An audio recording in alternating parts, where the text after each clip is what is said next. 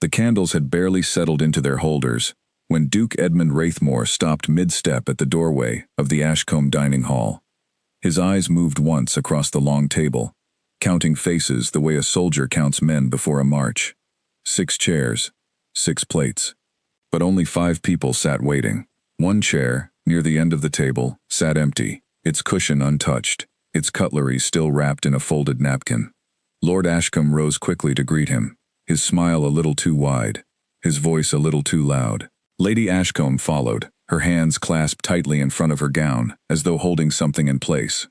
The Duke bowed to them both, but his gaze kept drifting back to that empty chair. "Your Grace, what an honor," Lord Ashcombe said, guiding him toward his seat at the head of the table. "The harvest this year has been generous. We have prepared a feast worthy of your visit." The Duke took his seat slowly, still glancing toward the empty place. "I had hoped to see Lady Seraphina this evening. I recall her fondly from the spring ball. Is she not joining us?" A silence passed between the parents, brief but heavy, like a held breath. Lady Ashcombe recovered first, her smile stretching thin across her face. "She is unwell, Your Grace. A passing fever. Nothing that should concern a man of your standing." The Duke nodded, though something in her tone did not sit right with him. He had spent enough years in court to recognize practiced words, sentences rehearsed like lines in a play. He said nothing more on the matter, but he did not forget it either. Dinner proceeded with the usual performance of nobility. Wine was poured, meats were carved, and conversation turned to matters of trade routes and the coming winter. The Duke smiled where expected and nodded where required, but his mind kept circling back to the empty chair, to the folded napkin that had not been touched in what looked like weeks, not days. He noticed other things too, small details most guests would have missed. The way a young maid flinched when Lady Ashcombe raised her voice slightly louder than necessary. The way Lord Ashcombe's hand trembled just once when he lifted his glass. The way no one, not once, mentioned Seraphina's name again for the rest of the evening, as though speaking it might summon trouble into the room. By the time dessert was served, a rich plum pudding drizzled with cream, the Duke had made a quiet decision. He would not leave this house without learning the truth.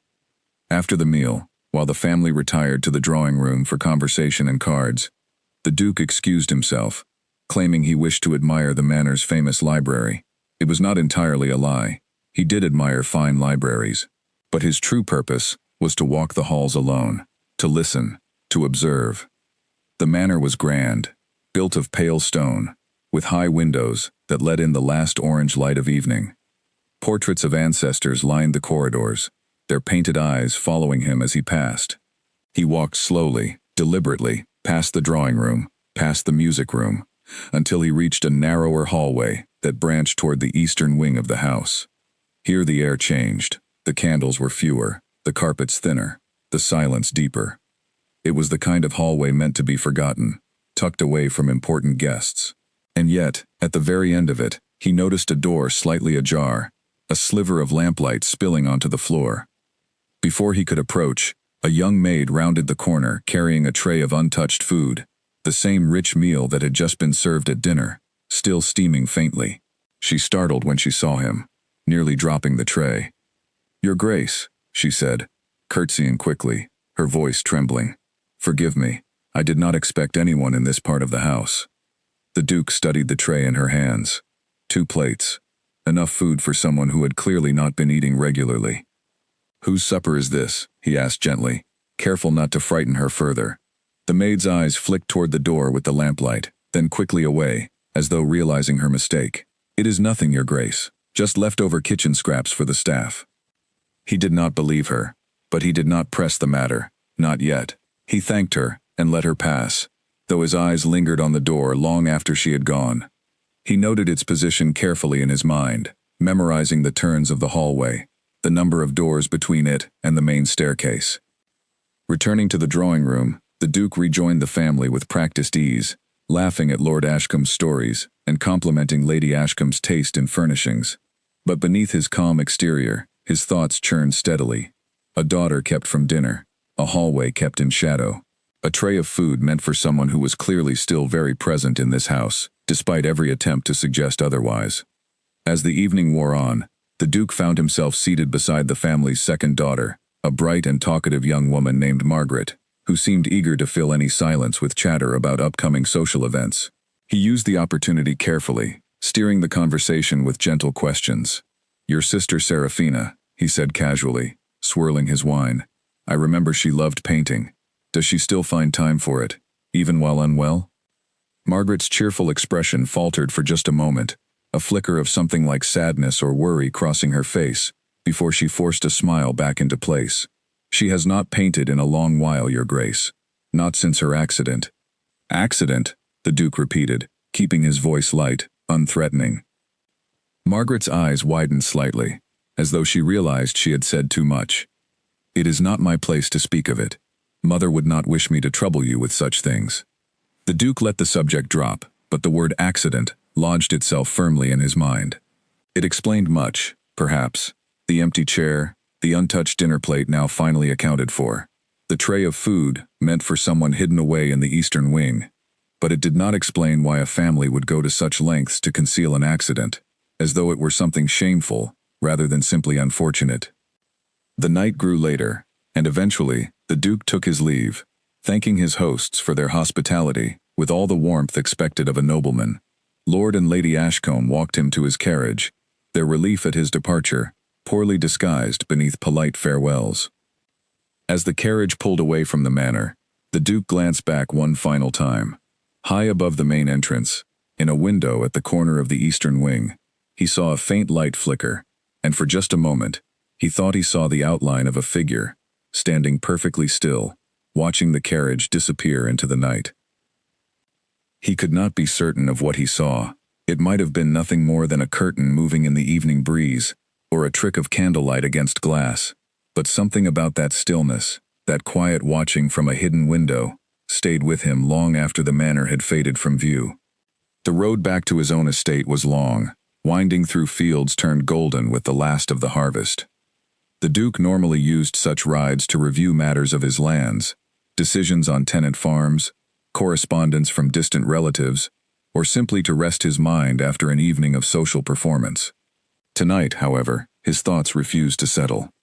He thought of Serafina, as he remembered her from the spring ball, laughing freely as she danced, her eyes bright with a kind of curiosity that most noble daughters had long since learned to hide behind practiced modesty. She had asked him questions that evening that no one else dared ask, about his travels abroad, about whether he found court life as tiresome as it appeared. He had found her refreshing, honest, in a way that felt rare among people trained since childhood to say only what was expected of them. To imagine that same young woman now hidden away, uneaten meals carried to her in secret, her very name avoided at her own family's dinner table, sat uneasily in his chest. He was a man accustomed to solving problems through careful thought and patient action, whether in matters of trade, land disputes, or political alliances. This felt different. This felt personal, though he could not yet explain why. By the time his carriage reached his own estate, the moon had risen high above the tree line, casting silver light across the long drive leading to his home. He stepped down from the carriage and stood for a moment beneath the open sky, turning over the events of the evening in his mind. An empty chair, a hidden hallway, a word spoken and quickly regretted, a silhouette in a window that vanished before he could be certain it had been there at all. He had a decision to make, and he already suspected what that decision would be. He would return to Ashcombe Manor, not as an invited guest attending another polite dinner, but as someone determined to understand exactly what the family was so desperately trying to hide. Whatever the truth turned out to be, he intended to find it, gently, carefully, but without hesitation. As he finally made his way inside, his loyal steward greeted him at the door, noting the unusually thoughtful expression on his master's face. "A pleasant evening at the Ashcombe estate, Your Grace." The Duke paused at the base of the staircase, considering the question for a long moment before answering. "Pleasant enough," he said quietly, "though I believe there is more happening within those walls than anyone at that table wished me to see." With that, he climbed the stairs toward his chambers, his mind already turning toward the next steps he would take, unaware that the young woman hidden away in that eastern wing had, in fact, seen him too, watching from her window as his carriage disappeared down the long road, wondering, for the first time in many months, whether someone outside her family's careful silence might finally notice that she was still there. Word had not yet spread beyond the manor of what truly kept Serafina confined to her chambers, and the Duke intended to keep it that way until he understood the full truth for himself. He was not a man given to gossip, nor did he wish to cause the Ashcombe family embarrassment before learning their reasons. But neither could he simply forget what he had witnessed. The empty chair haunted him more than he expected, a small absence that spoke louder than anything said at that long, candle-lit table. Sleep came slowly that night, and when it finally did, his final waking thought was of a window, glowing faintly in the dark, and a stillness within it that felt, somehow, like someone waiting to be found. 3 days passed before the Duke found a reason to return to Ashcombe Manor that would not seem suspicious. He sent word ahead that he wished to discuss a matter of shared farmland along the northern border of their 2 estates, a subject dull enough to satisfy Lord Ashcombe, and important enough that refusal would seem strange. The invitation was accepted at once, and by mid-morning, the Duke's carriage was once again rolling up the long gravel drive toward the pale stone manor. This time, he arrived earlier than expected, a habit he had cultivated over years of dealing with people who preferred to arrange things before guests could see too much. Lord Ashcombe met him in the front hall, slightly flustered at the early hour, while servants scrambled behind him to finish preparing the drawing room for their meeting. "Your Grace, forgive the disorder," Lord Ashcombe said, straightening his coat. "We were not expecting you until later." "My apologies for the inconvenience," the Duke replied smoothly. "I find that early mornings suit business matters better than afternoons, when the mind grows heavy with wine and pleasantries." Lord Ashcombe laughed, though it sounded forced, and led him toward the drawing room. As they walked, the Duke kept his pace slightly slower than necessary, allowing his eyes to wander toward the staircase leading to the upper floors, and beyond it, the narrow corridor branching toward the eastern wing. Their meeting on farmland boundaries lasted nearly an hour, filled with maps, figures, and careful negotiation over which fields belonged to which family's tenants. The Duke handled the discussion with practiced patience, though his mind remained partly elsewhere, waiting for an opportunity to present itself. That opportunity came when a servant entered to inform Lord Ashcombe that a matter required his immediate attention in the stables, something about an injured horse needing urgent care. Lord Ashcombe excused himself hastily, promising to return within a few minutes, leaving the Duke alone in the drawing room. He waited only long enough to be certain the hallway outside was empty before rising from his chair. He moved quickly but quietly, retracing the path he had memorized during his previous visit, past the music room, past the library, until he reached the narrow corridor leading toward the eastern wing. The hallway felt different in daylight, less shadowed, but no less forgotten. Dust lingered faintly along the edges of the floor, and the portraits here were older, their frames slightly cracked, as though this part of the house had simply been left behind by time itself. He reached the door he remembered from before, still slightly ajar, though no lamplight spilled from it now in the daytime hours. He hesitated only a moment before knocking softly, 3 gentle taps against the old wood. There was a long pause, then a voice, quiet and hesitant, came from within. "Who is there?" The Duke recognized that voice immediately, though it sounded thinner than he remembered, worn down by something he could not yet name. "It is Edmund Wraithmore," he said softly. "Forgive my intrusion, Lady Serafina. I only wished to know that you were well." Another long silence followed, filled with the sound of quiet movement inside the room, as though someone were deciding whether to answer at all. Finally, the voice spoke again. "You should not be here, Your Grace. My family would not wish it." "Perhaps not," the Duke admitted, "but I find myself unable to ignore an empty chair at dinner, nor a friend who seems to have vanished from the world entirely." A soft, almost surprised laugh came from behind the door, quickly stifled, as though the sound itself felt forbidden. "A friend," she repeated quietly. "That is a kind word for someone you barely know." "Then let us become better acquainted," the Duke said gently, "even if only through a closed door, for now." There was another pause, longer this time, before the door opened just slightly, enough for him to see a sliver of the room beyond, dim and quiet, curtains drawn against the daylight. Serafina stood a few steps back, her figure mostly hidden in shadow, though the Duke could see enough to notice she wore a simple gown, far plainer than anything he remembered from the spring ball. "I did not expect anyone to come looking," she said softly. "Least of all you." "Why not?" the Duke asked, keeping his voice gentle. careful not to press too hard, too fast. She was quiet for a long moment before answering, because most people prefer not to look too closely at things. They might not like what they find. The Duke considered her words carefully. I have found, in my experience, that the things people hide are rarely as terrible as the silence surrounding them suggests. Silence tends to grow larger than the truth it protects. Serafina shifted slightly, though she did not step fully into the light. You speak as though you already understand something you do not. Then help me understand, he said simply, not because I demand it, but because I would rather know the truth from you than guess at shadows. For a long moment, neither of them spoke, the quiet stretching between them like a held breath. Finally, Serafina let out a soft sigh, one that seemed to carry months of exhaustion within it. There was an accident, she said quietly. Several months ago, a carriage overturned on the northern road during a storm. I was fortunate to survive it all, though not everyone considers what remained of me afterward to be fortunate. The Duke's chest tightened slightly at the weight in her voice, though he kept his expression calm, unwilling to let his reaction frighten her back into silence. What do you mean?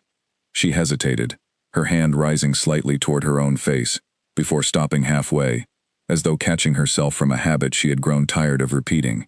I carry a mark now, Your Grace, a scar, from the accident, across the side of my face.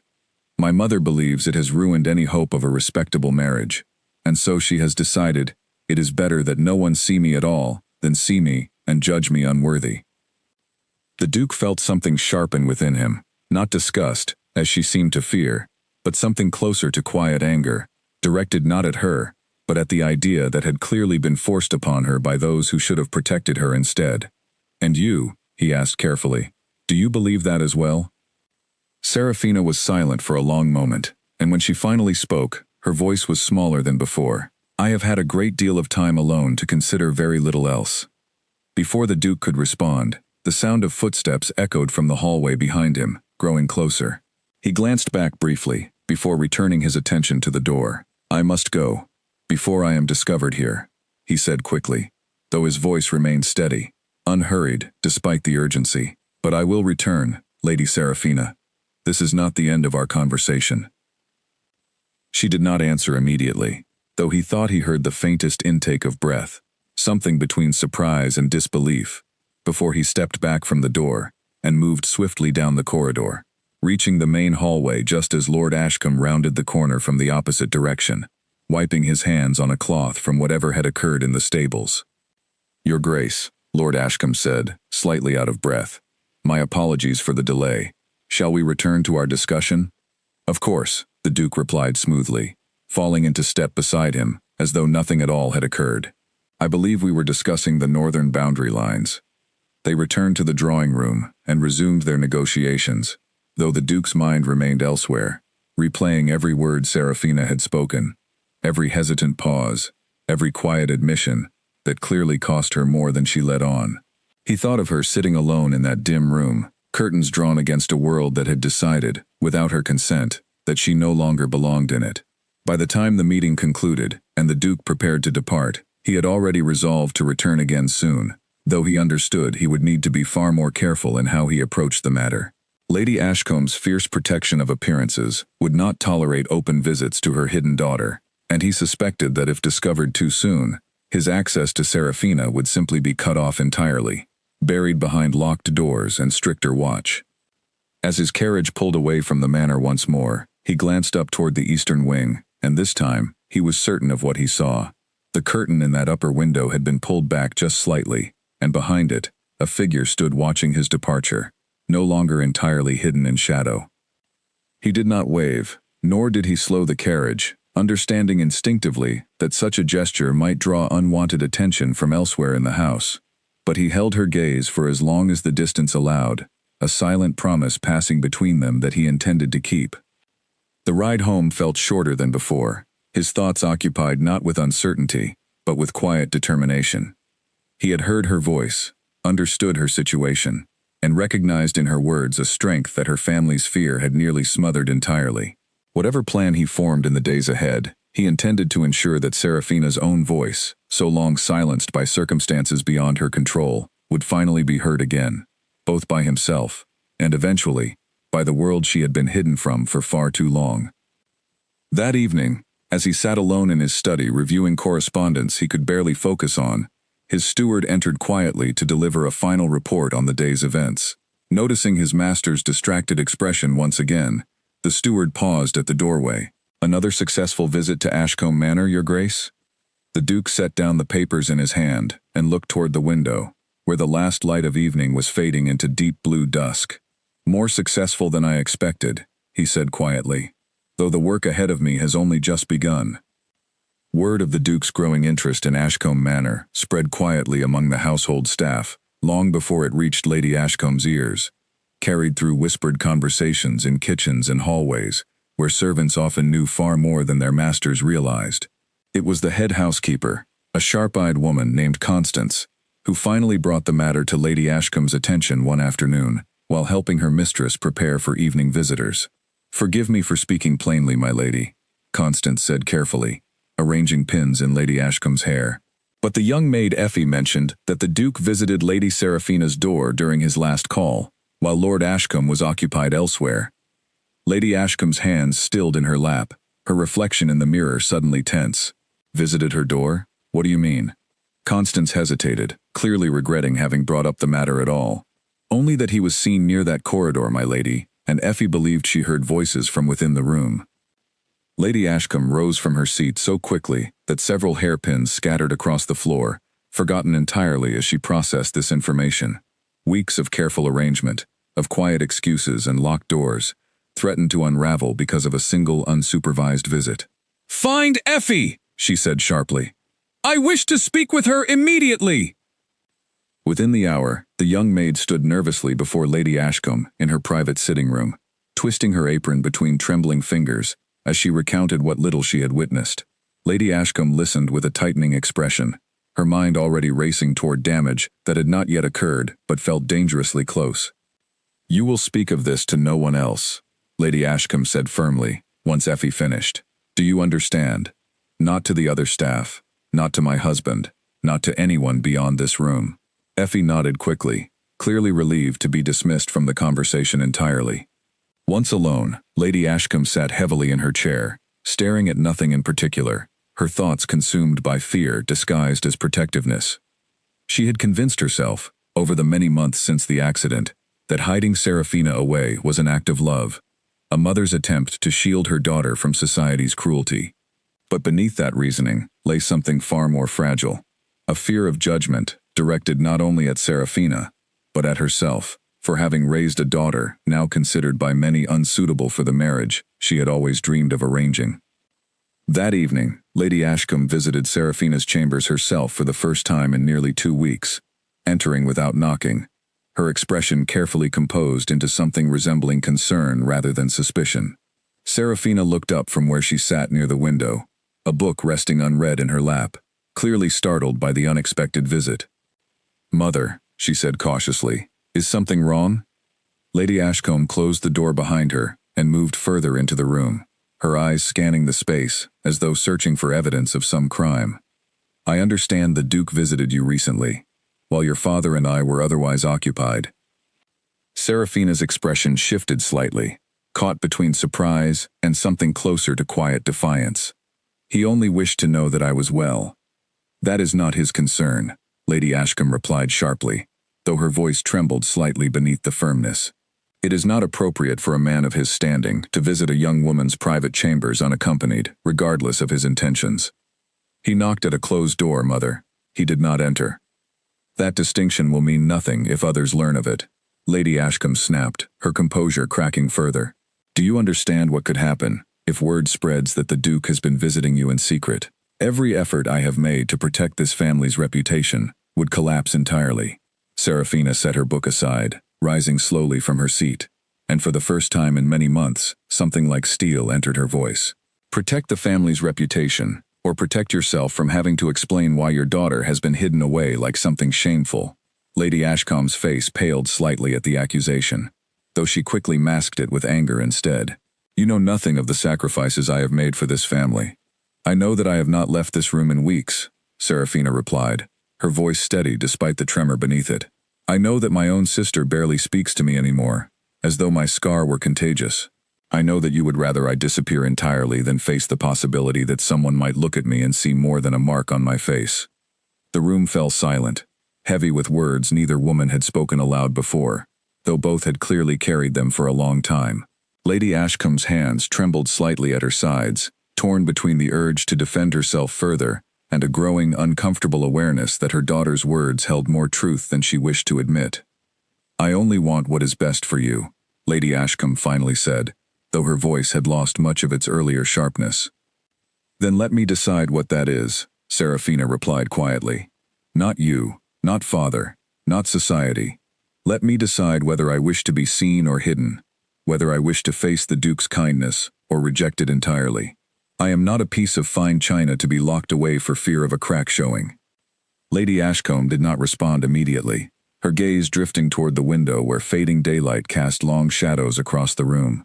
For the first time since the accident, she seemed to truly look at her daughter, not as a problem to be managed, but as a young woman whose voice she had, perhaps unintentionally, silenced entirely. "I will consider what you have said," Lady Ashcombe finally replied, though her tone remained guarded, uncertain. "But I forbid any further unsupervised visits from the Duke. If he wishes to call upon you, he will do so properly, with your father's knowledge, and mine." It was not the full freedom Serafina had hoped for, but it was, perhaps, a small crack in the wall that had been built around her for so long. She nodded slowly, accepting the compromise for now, understanding that pushing too hard, too quickly, might only cause her mother to retreat further into fear, rather than forward into understanding. After Lady Ashcombe left the room, Serafina remained standing by the window for a long while, watching the sun dip below the distant hills. She thought of the Duke's voice through the closed door, steady and unafraid, asking to understand rather than judge. For months, she had convinced herself that such kindness no longer existed for someone like her, that her scar had erased any possibility of being seen as more than a burden or a disappointment. Yet his visit had planted something in her that refused to be dismissed easily, a small, stubborn flicker of hope that perhaps her family's fear was not the only truth available to her. She touched the edge of her scar gently, tracing its path along her cheek, no longer with the shame that had become habitual, but with something closer to quiet acceptance. Meanwhile, in his own estate several miles away, the Duke had received news through his own carefully placed contacts that his previous visit had not gone entirely unnoticed. A trusted stable hand employed part-time at Ashcombe Manor had passed along whispers of Lady Ashcombe's private conversation with her daughter, details reaching the Duke through channels far removed from Effie's nervous confession. He sat in his study that evening, turning the information over carefully in his mind, weighing his next steps with the same careful strategy he applied to matters of land and trade. He understood now that any future visits would require Lord Ashcombe's formal permission, a far more delicate undertaking than simply knocking at a hidden door. Yet he also understood something else, something that settled firmly in his chest as he considered Serafina's earlier words repeated back to him through second-hand whispers. She had stood up for herself, even against her own mother's fear, insisting on her right to choose her own path forward. Such courage, hidden away for months, behind locked doors and drawn curtains, deserved far more than secret visits and whispered conversations. He rose from his desk and moved to the window, looking out over his own quiet estate, illuminated faintly by rising moonlight. Whatever obstacles Lady Ashcombe placed before him, he intended to meet them directly, formally, and without hesitation. If Serafina was ready to reclaim her place in the world, however gradually, he intended to stand beside her as she did so, no longer through closed doors, but in the open light where both families and society alike would eventually have no choice but to see her clearly.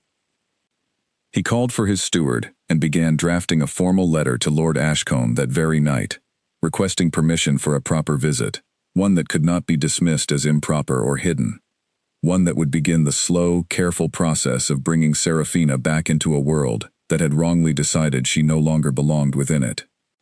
The letter arrived at Ashcombe Manor early the following morning, carried by a rider in the Duke's livery, sealed with wax bearing the Wraithmore crest.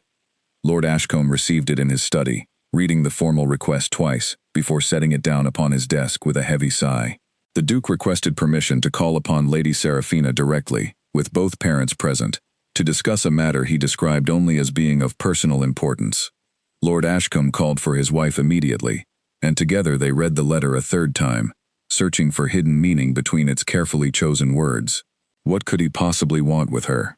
Lady Ashcombe murmured, though her voice carried less alarm than it had days earlier, tempered somewhat by her private conversation with Seraphina. "Perhaps we should simply ask him," Lord Ashcombe suggested, folding the letter carefully. "He is, after all, a man of considerable honor. Whatever his intentions, I doubt they are anything less than respectable." Lady Ashcombe hesitated, torn between her lingering fear of society's judgment and a growing, uncomfortable awareness that continuing to hide her daughter indefinitely was neither sustainable nor, perhaps, entirely fair. "Very well," she finally said. "We will allow the visit, but I insist on being present throughout." Lord Ashcombe agreed readily, and a reply was sent that same afternoon, granting the Duke permission to call upon their household the following week. News of the impending visit reached Seraphina through her sister Margaret, who delivered the information with wide-eyed excitement, clearly having overheard more of her parents' conversation than they realized. "The Duke is coming to see you properly," Margaret said, practically bouncing with enthusiasm as she sat at the edge of Seraphina's bed. "Formally, with mother and father present. Do you think he means to court you?" Seraphina felt her stomach twist with a mixture of hope and anxiety she had not experienced in months.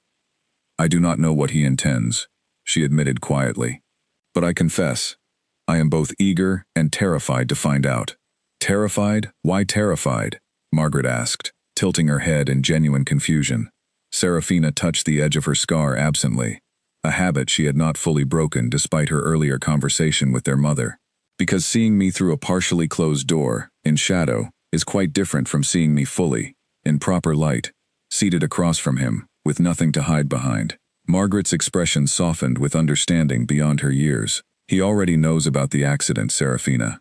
Surely he would not have requested this visit if he intended to reject you upon seeing your face clearly." "Perhaps," Seraphina replied, though doubt lingered heavily in her voice.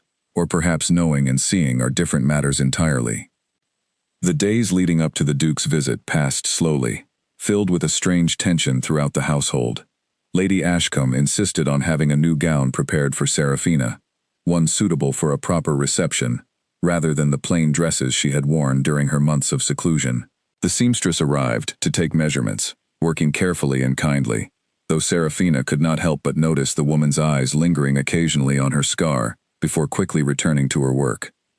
On the morning of the visit itself, Seraphina sat before her mirror as a maid arranged her hair, leaving a portion loose to fall naturally along the side of her face where the scar remained visible. She stared at her own reflection for a long while, studying the mark that had changed the course of her life so dramatically, tracing its path from just below her left eye to the edge of her jaw. "Would you like it covered, my lady?" the maid asked gently, holding a length of fine lace that could be draped to obscure the scar if desired. Seraphina considered the offer for a long moment before shaking her head slowly. "No," she said, her voice steadier than she expected. "If he is to see me, he will see me as I truly am, not as I wish to appear." The maid nodded respectfully, setting the lace aside, and continued preparing Seraphina's hair with quiet efficiency. By mid-morning, Seraphina descended the staircase for the first time in weeks, her legs trembling slightly beneath her new gown, her heart pounding steadily as she made her way toward the drawing room, where her parents already waited. Lady Ashcombe rose immediately upon seeing her daughter, her expression flickering briefly with surprise, perhaps at how thin Seraphina had become during her seclusion, or perhaps simply from having gone so long without truly looking at her properly. "You look lovely," she said softly, and for once, the words carried genuine warmth rather than performative politeness. Lord Ashcombe embraced his daughter briefly, his own eyes glistening slightly with emotion. He quickly blinked away. "It is good to see you downstairs again," he said quietly. "Whatever comes of today, know that we are here beside you." The sound of carriage wheels on gravel announced the Duke's arrival precisely at the appointed hour, punctual as always. Seraphina's heart leapt into her throat as she heard the front door open, followed by the familiar sound of his voice, greeting the household staff with characteristic warmth. He entered the drawing room moments later, and for the briefest instant, his eyes found Seraphina's directly, taking in the sight of her fully for the first time, without the concealment of shadow or a partially closed door. Serafina held her breath, watching carefully for any flicker of hesitation, any subtle recoil that might confirm every fear she had carried for months. Instead, the Duke's expression softened into something warm and genuine, his eyes lingering not on her scar, but on her face as a whole, taking in features she had nearly forgotten others could appreciate, beyond the mark she carried. "Lady Serafina," he said, bowing formally. "It is a pleasure to finally see you properly, after our previous conversations through less conventional means." A soft laugh escaped Serafina before she could stop it, surprising even herself. "Your Grace," she replied, curtsying carefully. "I confess, I did not expect our next meeting to occur in quite so formal a setting." Lord Ashcombe gestured for everyone to be seated, and the four of them settled into chairs arranged near the drawing room's large windows, sunlight streaming in warmly, despite the underlying tension still lingering in the air. Tea was served, and for a while, conversation remained polite and cautious, touching on matters of harvest yields and upcoming social gatherings. Eventually, the Duke set down his cup and turned his attention directly toward Lord Ashcombe, his expression growing more serious. "I appreciate you granting my request for this visit," he said. "I understand it may have raised certain concerns within your household, and I wish to address them directly, rather than allow speculation to continue unchecked." Lord Ashcombe nodded, exchanging a brief glance with his wife. "We are listening, Your Grace." "During my previous visits," the Duke continued, "I had the opportunity to speak with Lady Serafina, and I found in her a strength and honesty I have rarely encountered elsewhere. I understand that recent circumstances have made her cautious about her place in society, and I understand as well your family's concerns regarding appearances and expectations. However, I wish to make clear that my interest in her company was never diminished by what occurred, nor do I consider it any measure of her worth." Lady Ashcombe's hands tightened slightly around her teacup, though she said nothing, allowing the Duke to continue uninterrupted. "I would like your permission," he continued, turning his gaze briefly toward Serafina before returning to her parents, "to call upon Lady Serafina properly, in the manner befitting genuine courtship, should she herself be willing to receive such attention." The room fell silent for a long moment, the weight of his words settling over each of them differently. Lord Ashcombe glanced toward his daughter, searching her expression for any sign of hesitation or discomfort, while Lady Ashcombe stared down at her tea, clearly processing emotions far more complicated than simple relief or gratitude. Serafina, for her part, felt something loosen within her chest, a tightness she had carried for months, finally beginning to ease. She looked directly at the Duke, meeting his gaze without flinching, without the urge to look away or hide behind her hair, as she had grown accustomed to doing. "I would welcome such attention, Your Grace," she said softly, but clearly, her voice carrying steadily across the room, "if my parents are willing to allow it." Lord Ashcombe smiled warmly, relief evident in his expression. "You have my blessing, Your Grace, and I imagine, my wife's as well." All eyes turned toward Lady Ashcombe, who remained quiet for a moment longer, before finally setting down her teacup and nodding slowly. "Yes," she said, her voice softer than it had been in weeks. "You have our blessing." The Duke smiled, genuine warmth spreading across his features, as he turned once more toward Serafina. "Then, with your family's permission, might I request the pleasure of your company for a walk through the gardens this afternoon, weather permitting?" Serafina felt a smile spread unbidden across her own face, the first genuine smile she had allowed herself in what felt like a very long time.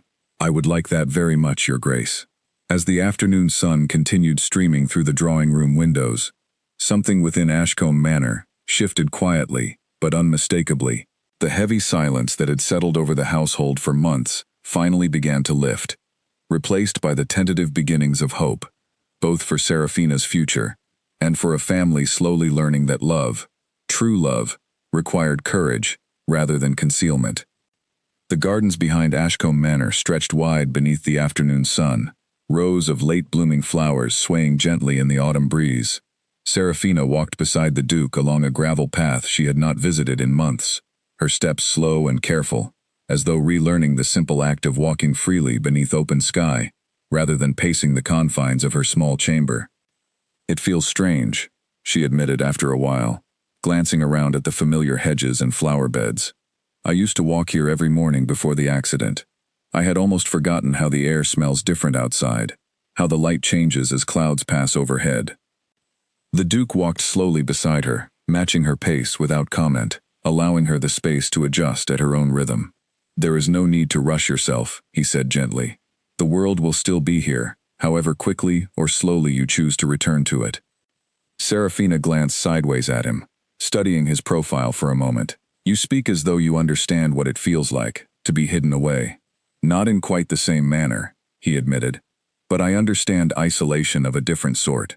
When my father passed, and I inherited the title far younger than expected, I found myself surrounded by people who saw only my position, never truly myself. It is a lonely thing, being seen only for a single aspect of who you are, whether that aspect is a title, or in your case, a mark upon your skin." Serafina considered his words carefully, appreciating the honesty behind them, rather than empty reassurance. "My mother believes the scar has ruined everything," she said quietly.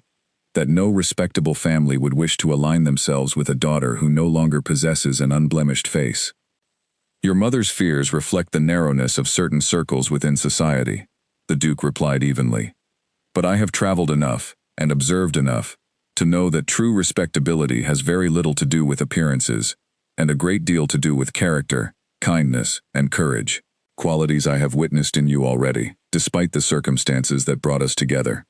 They walked in comfortable silence for a while longer, passing beneath an archway of climbing roses that had begun to fade with the changing season. Serafina found herself glancing occasionally toward the Duke, studying his calm confidence, his willingness to speak plainly rather than hide behind polite platitudes as so many others in her life had done since the accident. "May I ask you something personal?" she finally said, pausing beside a small stone bench overlooking the garden's central fountain. "Of course," the Duke replied, gesturing for her to sit, then settling beside her, though maintaining a respectful distance. "When you first saw me today, fully, without shadow or hesitation," she began carefully, "did you feel nothing at all? No hesitation, no adjustment required?" The Duke considered the question seriously before answering, clearly unwilling to offer false reassurance simply to comfort her. "I noticed the scar," he admitted honestly. "It would be dishonest to claim otherwise, but I noticed it in the way one notices any feature of a person's face, no differently than I might notice the color of your eyes, or the shape of your smile. It did not alter my impression of you, because my impression was never built solely upon your appearance to begin with." Serafina absorbed his words slowly, feeling something within her chest ease further, a tension she had carried for months finally beginning to loosen its grip. "Thank you for your honesty," she said softly. "I have grown so accustomed to people either avoiding the subject entirely, or reacting with poorly disguised discomfort, that your straightforward answer feels almost unfamiliar." "You deserve honesty," the Duke replied simply, "not careful management of your feelings, nor exaggerated reassurance meant to spare discomfort. You deserve people who see you clearly, and choose to remain regardless." They continued their walk through the gardens for another hour, conversation flowing more easily as time passed, touching on subjects far removed from scars or accidents, ranging instead toward books they had both read, places the Duke had traveled, and Serafina's own forgotten passion for painting, which she admitted she had abandoned entirely since her seclusion began. "Perhaps you might return to it," the Duke suggested gently, as they made their way back toward the manor. "I recall you were quite skilled, from what little I observed of your work displayed during the spring gathering." Serafina smiled faintly, though uncertainty lingered in her expression. "I am not certain my hands remember how, after so long without practice." "Then perhaps we might discover that together," the Duke offered. "I would be glad to bring you fresh supplies during my next visit, should you be willing to try again." Serafina felt a warmth spread through her chest at his suggestion, gratitude mixing with something else entirely, a feeling she had not allowed herself to consider in months, something resembling hope for a future beyond mere survival within four familiar walls. "I would like that very much," she said softly.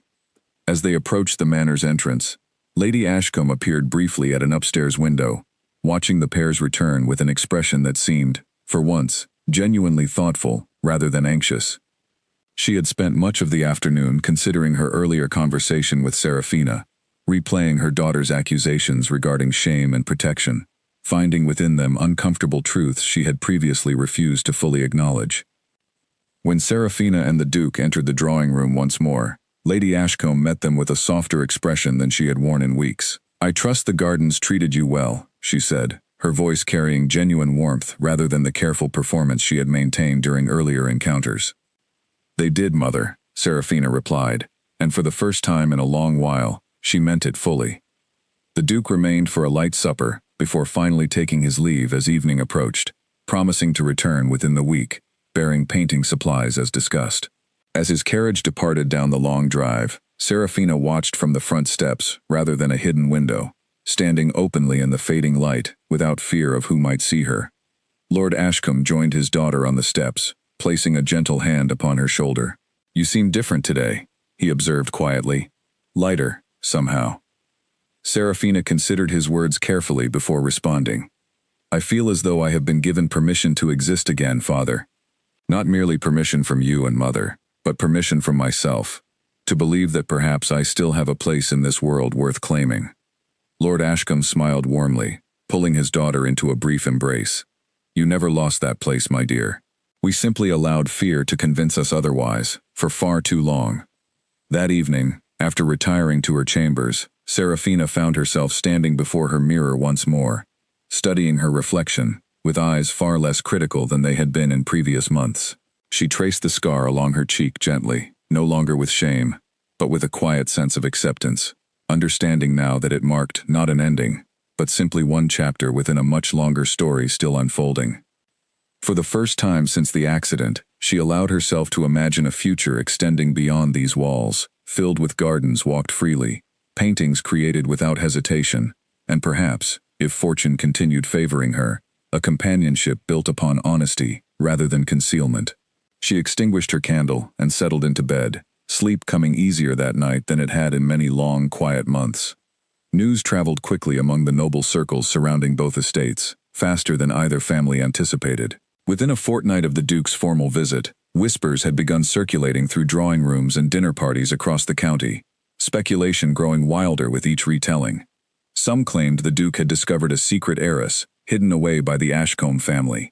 Others suggested far crueler explanations, questioning why a young woman would be kept from society for so many months in the first place.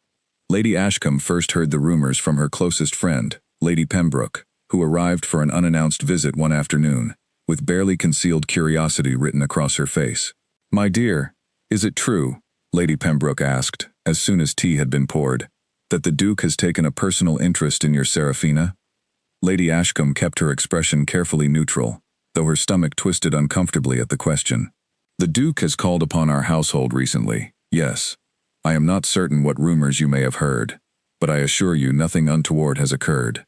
Lady Pembroke leaned forward slightly, lowering her voice as though sharing a great secret. "There is talk, you understand, regarding why she has been absent from society for so long.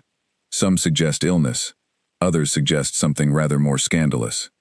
Lady Ashcombe felt her carefully maintained composure begin to crack slightly beneath the pressure of her friend's probing curiosity.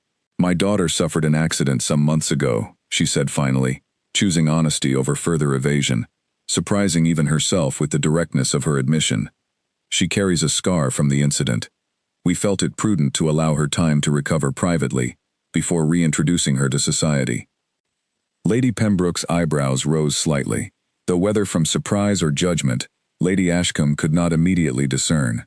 "A scar," she repeated. "And the Duke knows of this?" "He does," Lady Ashcombe replied, feeling an unexpected surge of protectiveness rise within her chest. "And he does not consider it any measure of her worth, nor should anyone else." The conversation shifted uncomfortably after that, Lady Pembroke clearly unsure how to respond to such an unusually direct admission from a woman typically known for careful diplomatic evasion. She departed shortly afterward, though Lady Ashcombe suspected the details of their conversation would spread quickly through her extensive social circle, regardless of her wishes. Meanwhile, similar rumors reached the Duke through his own contacts, delivered with far less delicacy by acquaintances at his club, who found the entire situation ripe for speculation and mockery. One evening, as he sat among fellow noblemen, enjoying cards and conversation, A particularly outspoken lord, named Percival, raised the subject directly, his tone carrying an edge of mockery poorly disguised as genuine curiosity.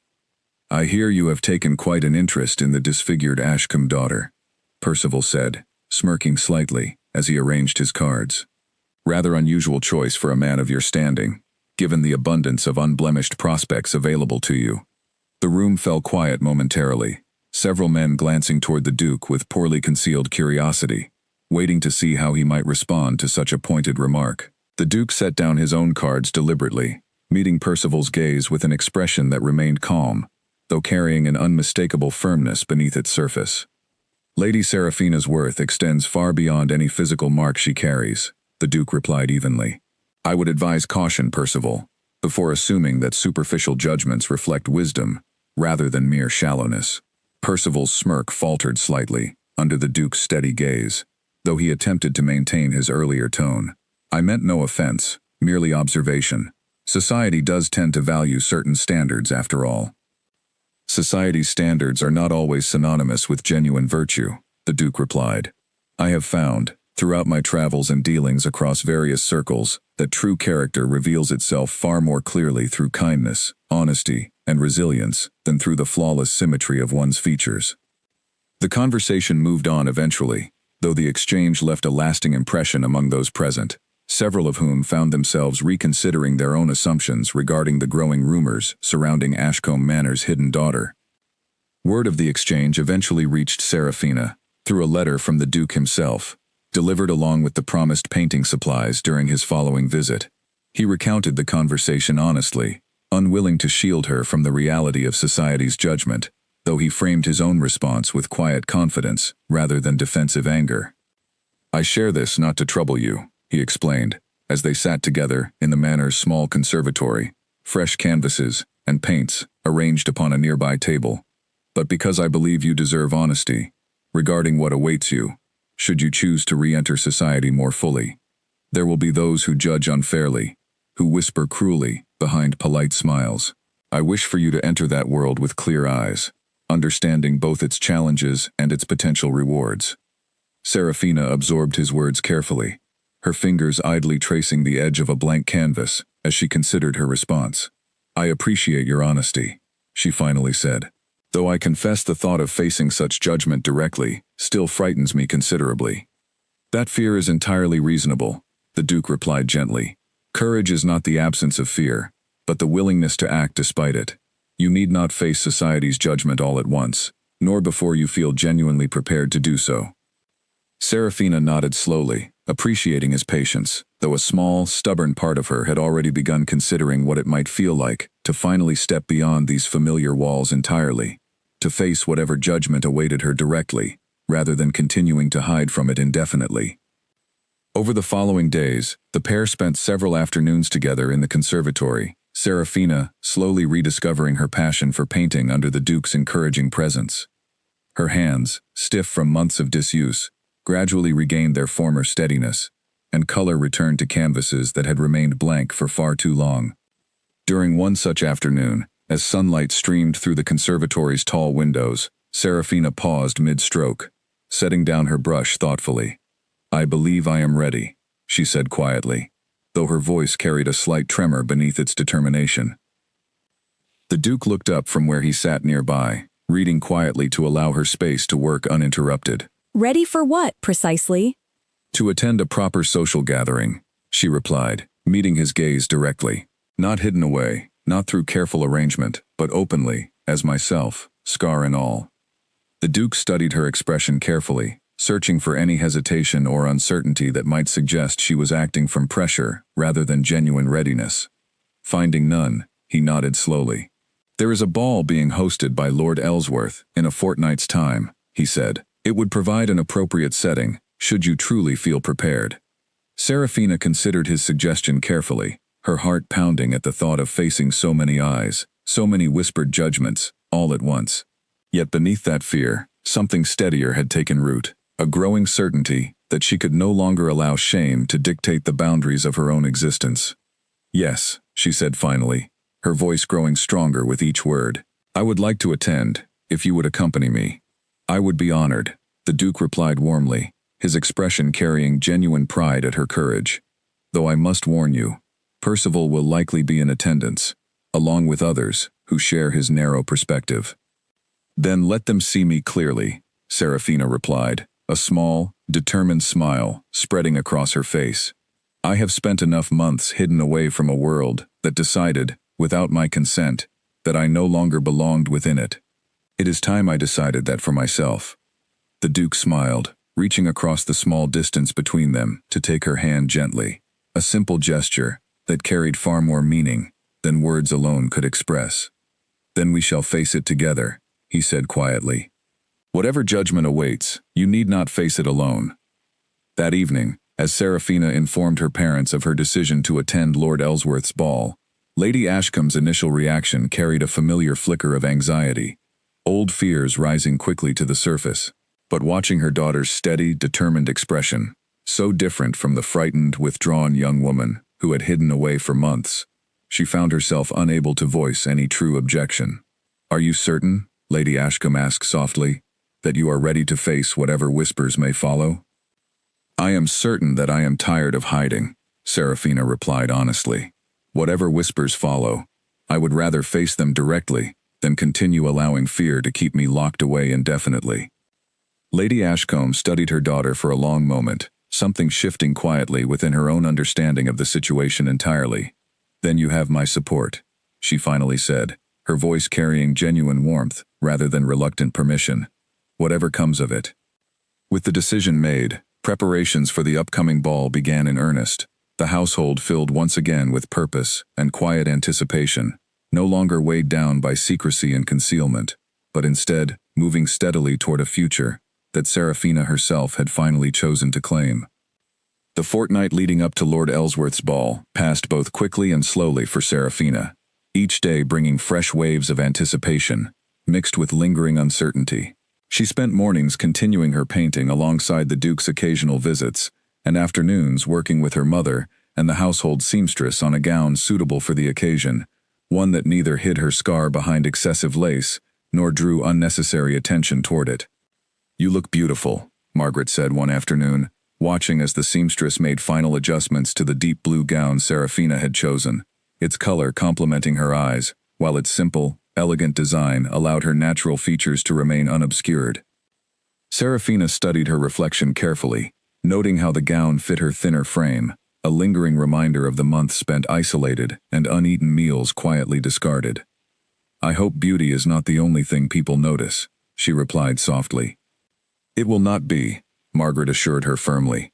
Anyone who speaks with you for even a moment will forget entirely about a small mark upon your cheek. Serafina appreciated her sister's confidence, though privately, she harbored doubts that refused to fully quiet themselves. She had heard enough second-hand accounts of Percival's mockery, and similar whispers from other social circles, to understand that not everyone would extend her the same grace Margaret so easily offered.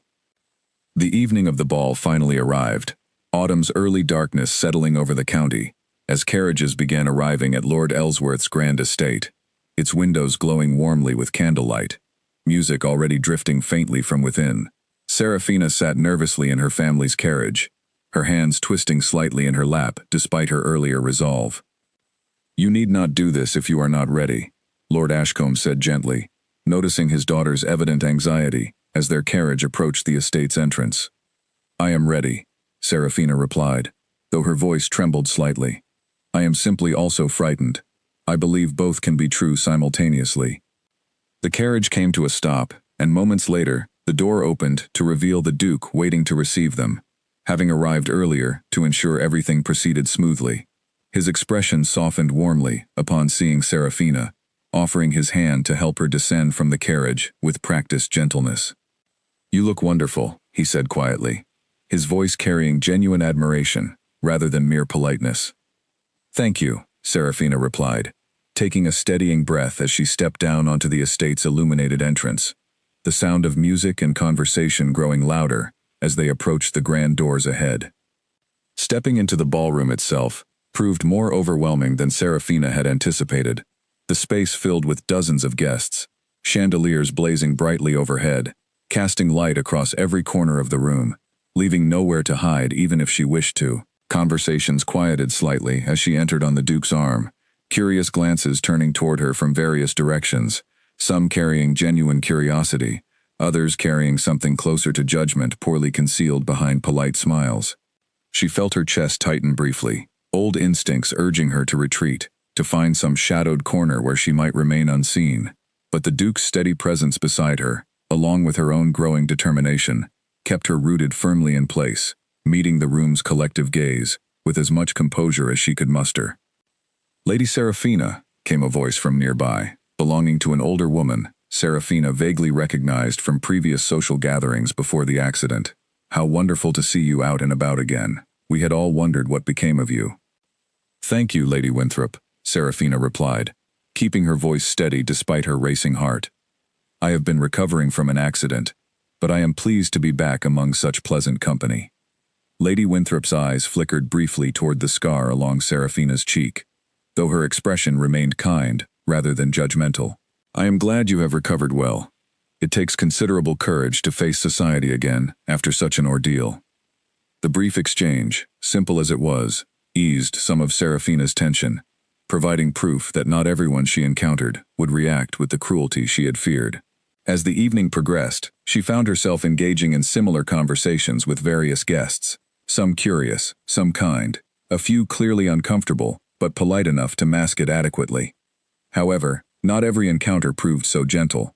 Later in the evening, as Seraphina stood near the refreshment table, speaking with the Duke and a small group of acquaintances, Percival approached with two companions, his expression carrying the same smug superiority the Duke had described from their earlier encounter at his club. "Lady Seraphina," Percival said, his tone carrying poorly disguised mockery beneath its surface politeness. "How brave of you to attend this evening, despite your circumstances." Seraphina felt her stomach tighten at his tone, though she forced herself to remain composed, refusing to allow him the satisfaction of witnessing her discomfort. "Thank you, Lord Percival," she replied evenly, "though I am uncertain what circumstances you refer to specifically." Percival's smirk widened slightly, clearly enjoying the discomfort he assumed his words would cause. "Come now, there is no need for false modesty. We are all aware of the unfortunate mark you carry.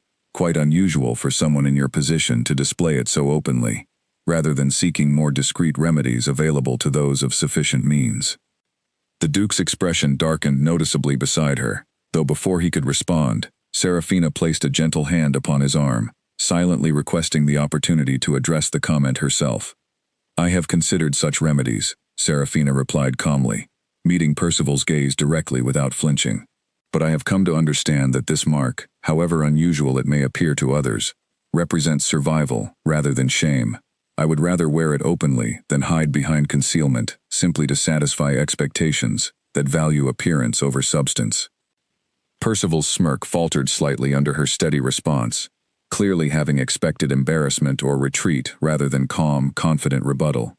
Several nearby guests, who had been listening quietly to the exchange, murmured softly among themselves, a few offering approving nods toward Seraphina's composed response.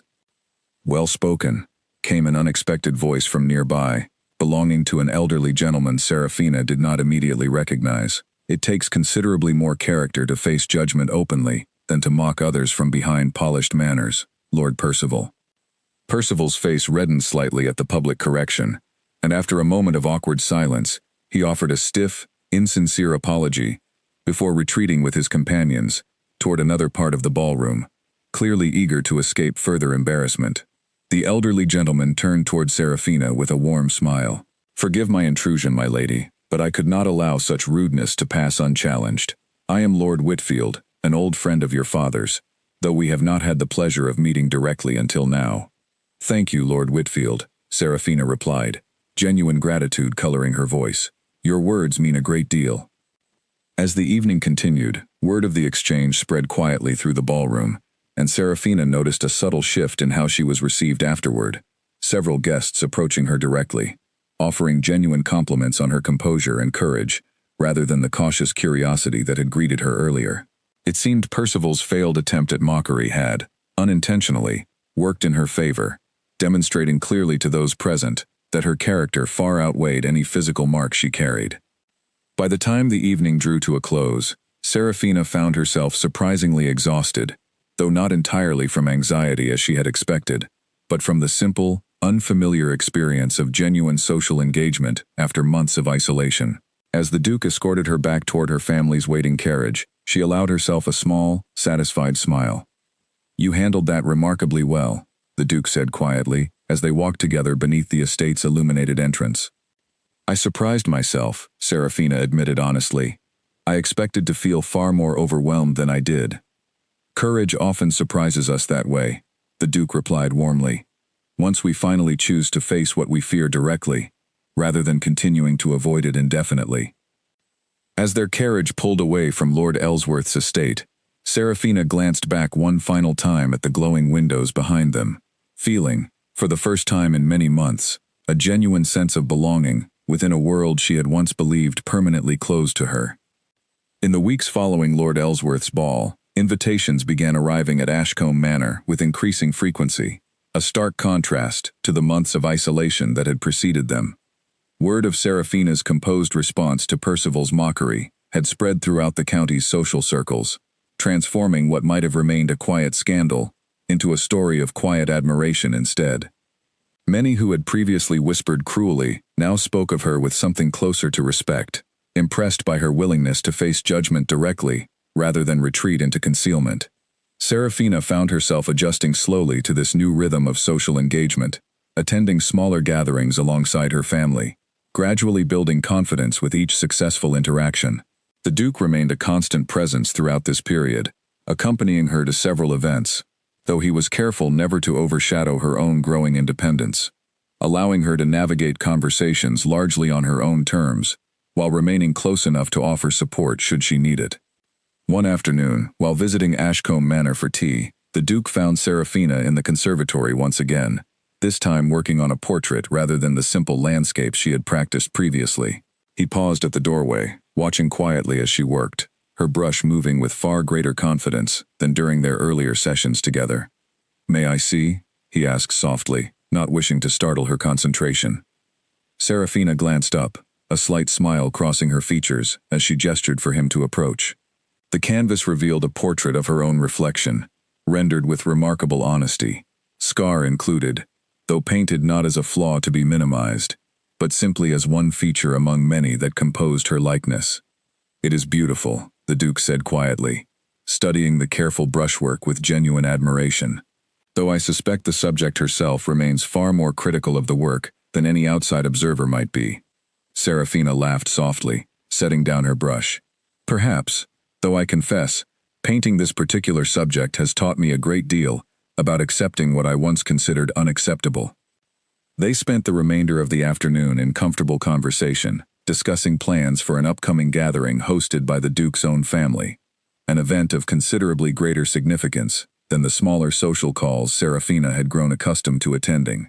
His mother, the Dowager Duchess, had expressed interest in meeting the young woman who had captured her son's attention so thoroughly. "She can be rather particular," the Duke admitted honestly, as they discussed the upcoming visit, "though I believe, once she comes to know you properly, she will recognize the same qualities I have come to admire."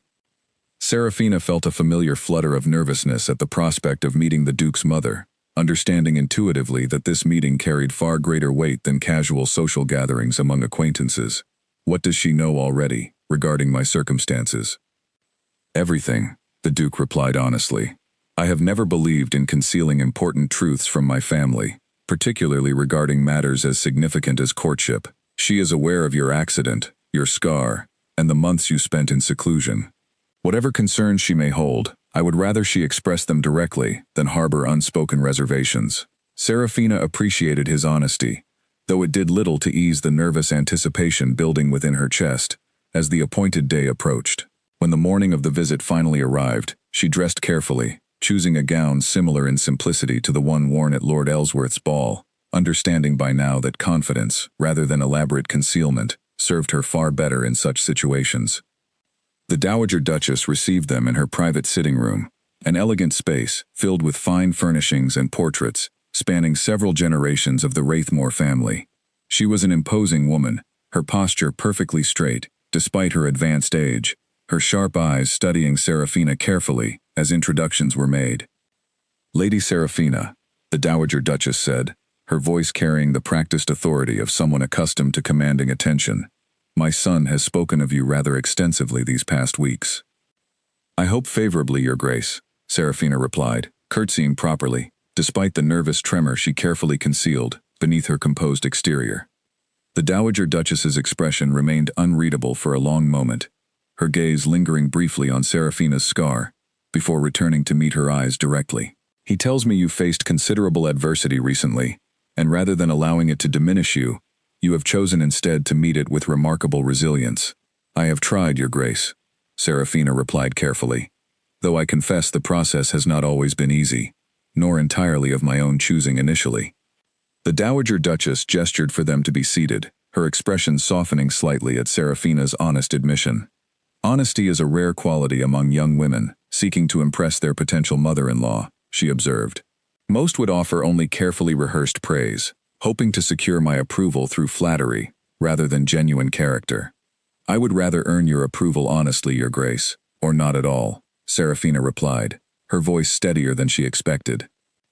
A faint smile crossed the Dowager Duchess's face, the first genuine warmth she had displayed since their introduction. A sensible answer. Tell me, Lady Serafina, what do you understand regarding the responsibilities that accompany the position my son occupies, should your relationship progress toward marriage? Serafina considered the question carefully before responding. I understand that a duchess bears responsibility not only toward her own household, but toward the well-being of countless tenants and dependents, relying upon fair and thoughtful governance. I understand as well that such a position requires resilience against public scrutiny, patience in matters of diplomacy, and genuine care extended toward those less fortunate. The Dowager Duchess studied her carefully for a long moment, clearly weighing her response against whatever expectations she had carried into their meeting. You speak with more understanding than many young women who have spent their entire lives preparing specifically for such a role, she finally said. Tell me, where did you acquire such perspective? Partly from observing my own parents' governance of our estate, Serafina replied honestly. But perhaps more significantly, from my own recent experience of isolation. Having spent months hidden away, unseen and unheard, I have gained considerable appreciation for the importance of ensuring others never feel similarly forgotten or dismissed. The Dowager Duchess remained quiet for a long moment, her sharp eyes studying Serafina with an expression that had shifted noticeably from initial scrutiny toward something closer to genuine respect. My son chose well, she finally said, turning briefly toward the Duke, who had remained quiet throughout much of the exchange, watching with evident pride as Serafina navigated his mother's careful examination with grace and honesty. Thank you, Mother, the Duke replied warmly, reaching over to take Serafina's hand gently.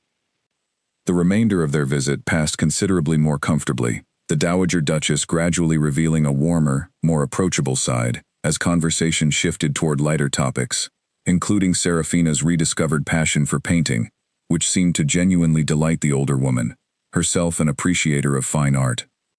As their visit concluded and they prepared to depart, the Dowager Duchess took Serafina's hand briefly, her expression carrying genuine warmth rather than the formal politeness with which she had greeted them initially.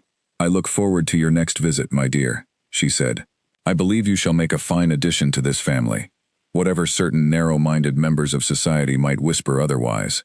Serafina felt tears prickle unexpectedly at the corners of her eyes, overwhelmed by the unexpected acceptance she had received from a woman she had feared might reject her outright. Thank you, Your Grace, she managed, her voice thick with emotion. Your kindness means a great deal. As their carriage departed, the Wraithmore estate, Serafina turned toward the Duke, her expression carrying a mixture of relief and quiet joy. I believe that went rather better than I anticipated, she said softly. The Duke smiled warmly, taking her hand once more.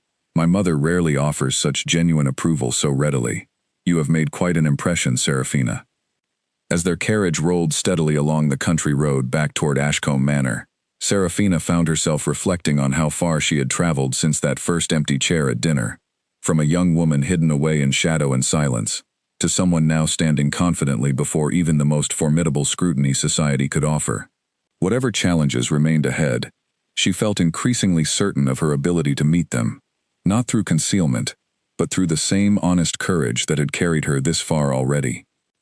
Several weeks passed, following Serafina's successful visit with the Dowager Duchess, during which the relationship between her and the Duke deepened steadily, built upon countless conversations, shared afternoons in the conservatory, and gradual introductions to wider social circles that had once seemed impossibly distant during her months of seclusion. Yet despite this growing closeness, one matter remained unresolved, quietly weighing upon Serafina's mind, even as her confidence continued strengthening. She had not yet fully reconciled with her own reflection, beyond the careful acceptance she practiced during her painting sessions. While she had learned to face society's scrutiny with composure, private moments alone before her mirror still occasionally brought forth old insecurities, quiet whispers suggesting that perhaps her scar remained something to be endured, rather than genuinely embraced. One evening, after returning from a pleasant dinner hosted by mutual friends of the Duke's family, Serafina sat before her mirror longer than usual, studying her reflection, with an expression caught between acceptance and lingering uncertainty. A soft knock at her door interrupted her thoughts, followed by her mother's gentle voice requesting entry. "May I come in?"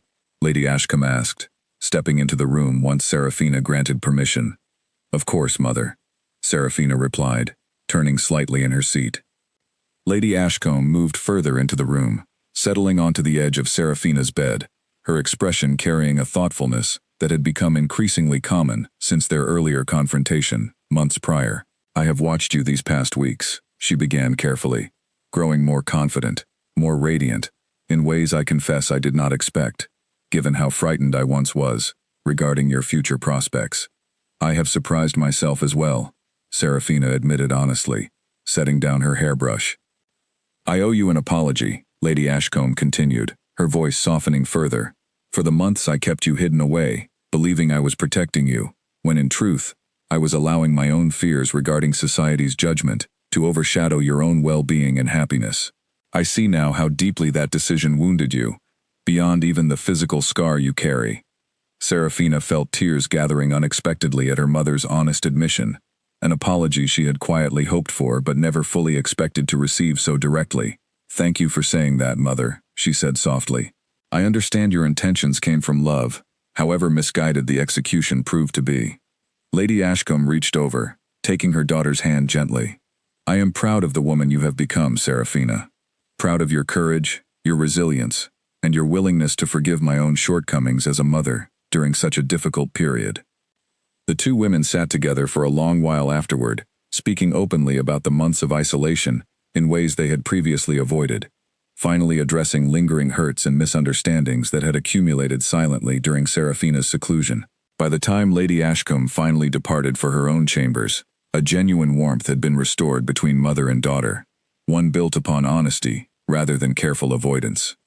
The following morning brought unexpected news, delivered via urgent letter from the Duke, requesting an immediate audience with both Serafina and her parents. Confused by the sudden formality of his request, given how comfortably their relationship had progressed in recent weeks, the family gathered in the drawing room later that afternoon, uncertain what prompted such an unusual summons. The Duke arrived precisely at the appointed hour, his expression carrying a seriousness that immediately heightened Serafina's anxiety. He greeted her parents formally, before turning his attention toward Lord Ashcombe specifically. "Lord Ashcombe," he began, his voice steady, despite an unmistakable undercurrent of nervousness Serafina had rarely witnessed in him previously. "I have come today to request something of considerable importance."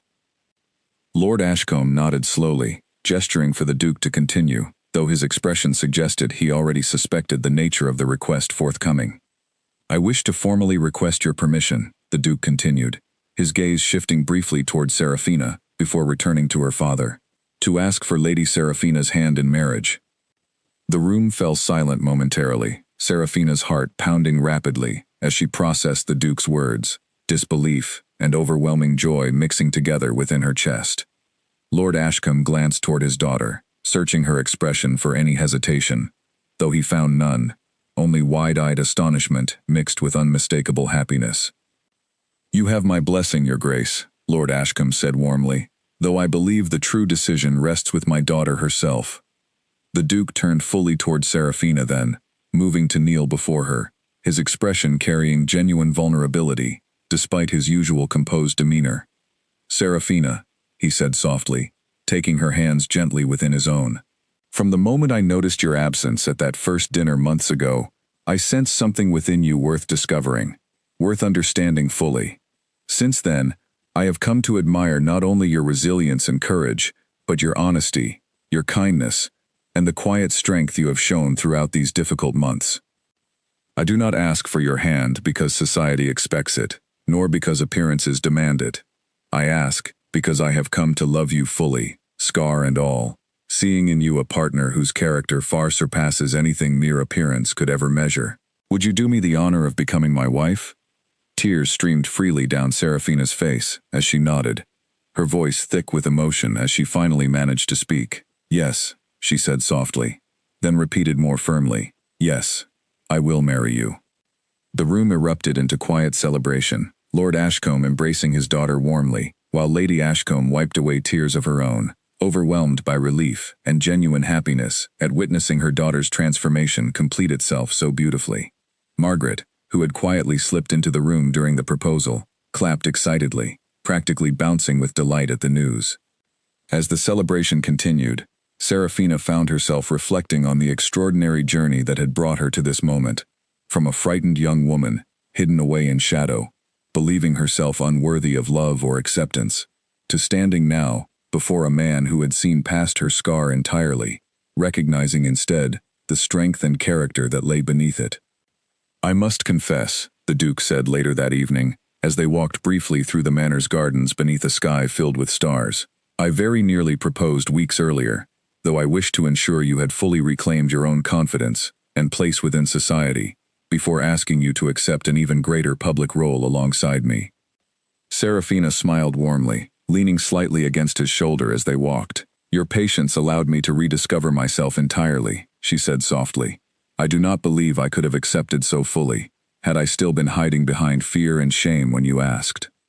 "Then I am grateful I waited," the Duke replied, pressing a gentle kiss against her forehead. "Though I confess, waiting proved considerably more difficult than I anticipated." They continued walking together beneath the starlit sky, their engagement now formally secured, though both understood that considerably more challenges likely awaited them, particularly regarding the formal announcement soon to be made before wider society, an announcement that would undoubtedly reignite considerable speculation and scrutiny regarding their unusual courtship. Yet for the first time since her accident, Serafina faced such prospects without the crushing anxiety that had once defined her existence. She had learned, through months of difficult growth, that her worth extended far beyond any mark upon her skin, and with the Duke steadily beside her, she felt genuinely prepared to face whatever future awaited them together, openly, honestly, and without concealment. The formal announcement of the engagement was made at a grand ball hosted by the Wraithmore family themselves, an event considerably larger and more significant than any gathering Serafina had attended since her return to society. Invitations had been sent throughout the county and beyond, drawing nobility from distant estates, eager to witness firsthand the young woman who had captured the attention of one of the region's most respected and eligible noblemen. Serafina stood before her mirror on the evening of the ball, dressed in a gown of deep emerald silk, specially commissioned for the occasion, her hair arranged elegantly, though still allowing her scar to remain visible, a deliberate choice she had made months earlier, and had no intention of abandoning now, particularly not on an evening meant to celebrate her genuine self, rather than any polished facade. "You look radiant," Lady Ashcombe said softly, standing behind her daughter, her own eyes glistening with proud tears as she adjusted a final strand of Serafina's hair. "Thank you, Mother," Serafina replied, meeting her mother's gaze in the mirror's reflection. "I could not have arrived at this moment without your support these past months, however difficult our journey together proved to be." Lady Ashcombe squeezed her daughter's shoulders gently. "You arrived at this moment through your own remarkable courage, Serafina. I merely learned, eventually, to step aside and allow that courage the space it deserved." The carriage ride toward the Wraithmore estate passed quickly, Serafina's nervous anticipation mixing steadily with genuine excitement as they approached the grand manor, its windows blazing with warm candlelight, music already spilling from within as dozens of carriages lined the long circular drive.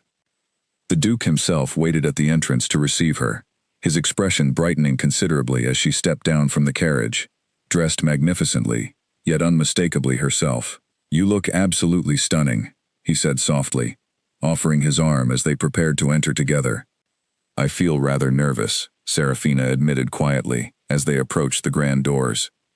"That is entirely understandable," the Duke replied gently, "though I suspect, by evening's end, you will find considerably less reason for such nerves than you currently anticipate."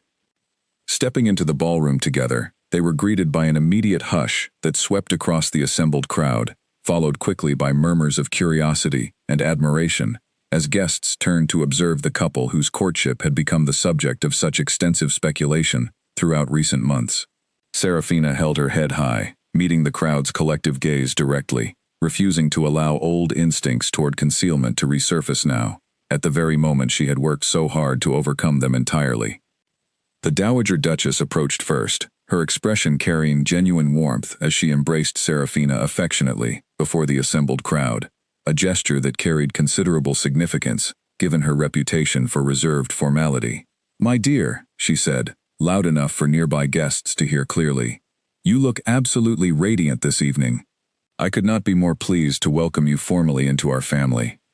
The Dowager Duchess's public display of approval visibly softened the crowd's collective demeanor, whispered speculation shifting noticeably toward genuine warmth and curiosity, rather than the harsher judgment Serafina had feared might still linger among certain guests. As the evening progressed, Serafina found herself engaged in numerous conversations, many guests approaching specifically to offer congratulations, genuinely curious about the young woman who had so thoroughly captured the Duke's affection, despite months of secrecy and speculation surrounding her earlier absence from society. Even Lord Percival, present among the wider gathering, approached briefly to offer stiff, though seemingly genuine congratulations, clearly having learned some measure of humility following his earlier public embarrassment at Lord Ellsworth's ball months prior. "I wish you both considerable happiness," he said, his tone carrying none of the earlier mockery that had characterized their previous encounters. "Thank you, Lord Percival," Serafina replied graciously, choosing warmth over lingering resentment, understanding that genuine happiness left little room for holding on to past grievances. As the evening reached its peak, the Duke requested a brief pause in the music, drawing the crowd's attention toward the center of the ballroom, where he and Serafina stood together. Taking her hand gently within his own, he addressed the assembled guests directly, his voice carrying clearly across the quieted room. "Many of you have heard whispers these past months," he began, regarding the circumstances surrounding Lady Serafina's absence from society, and later, her return to it. "I wish to address those whispers directly, rather than allow speculation to continue unchecked any further." The room remained silent, every eye fixed attentively upon the couple, as the Duke continued. "Lady Serafina suffered a considerable accident some months ago, one that left her marked physically, though never diminished in character, courage, or worth. Her family, out of love, however misguided in execution, chose to shield her from a world they feared would judge her unfairly. I understand that fear, though I have come to believe firmly that true worth extends far beyond appearance, resting instead within resilience, honesty, and genuine kindness, qualities Lady Serafina possesses in remarkable abundance."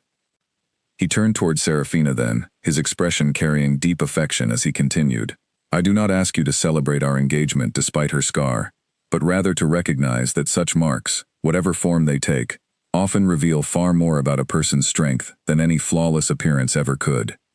A murmur of approval swept through the crowd, several guests nodding in genuine agreement, while others began quiet applause that quickly spread throughout the entire ballroom. Serafina felt tears gathering at the corners of her eyes, overwhelmed by the public acknowledgement and acceptance she had once believed entirely impossible to achieve. As the applause continued, the Duke leaned close, whispering softly against her ear, "You have never needed to hide, Serafina. Not from society, and certainly not from me." The music resumed shortly afterward, and the couple shared their first dance as officially betrothed partners before the entire assembled gathering, moving gracefully across the ballroom floor, beneath brilliant chandeliers, surrounded by guests who now watched with genuine warmth and admiration, rather than the cautious curiosity that had greeted her arrival mere hours earlier. Later that evening, as celebrations continued late into the night, Serafina found a quiet moment alone on a small balcony overlooking the Wraithmore estate's expansive gardens, taking a brief respite from the evening's overwhelming festivities. The Duke joined her shortly afterward, standing quietly beside her as they both gazed out over the moonlit landscape.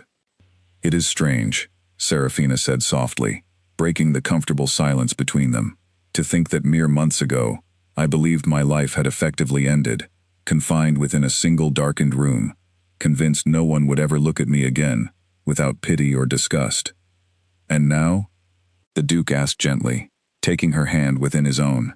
"Now," Serafina replied, turning to meet his gaze directly, her expression carrying genuine peace and quiet joy. "I understand that my life had not ended at all, merely paused briefly, waiting for the right moment, and the right person, to help me remember my own worth." The Duke smiled warmly, pressing a gentle kiss against her hand. "I am endlessly grateful that empty chair caught my attention that evening," he said softly. "Whatever silence your family attempted to maintain, I could not ignore the absence of someone whose presence, even before I fully understood it, felt undeniably significant." Serafina laughed softly, leaning against his shoulder as they continued gazing out over the peaceful gardens below. "Then I suppose we owe considerable gratitude to a single missing dinner seat," she said warmly, "for setting into motion everything that followed." As the celebrations continued behind them, filling the night with warmth, laughter, and music, Serafina and the Duke remained together on that quiet balcony a while longer, both fully aware that whatever challenges still awaited them in the future, they would face them openly, honestly, and together, no longer hidden away in shadow, but standing confidently within the light they had both worked so hard to reclaim. Their story, once defined by silence and concealment, had transformed entirely into one of courage, acceptance, and genuine love, proving that true worth could never be measured by appearance alone, but rather by the strength, honesty, and resilience carried quietly within.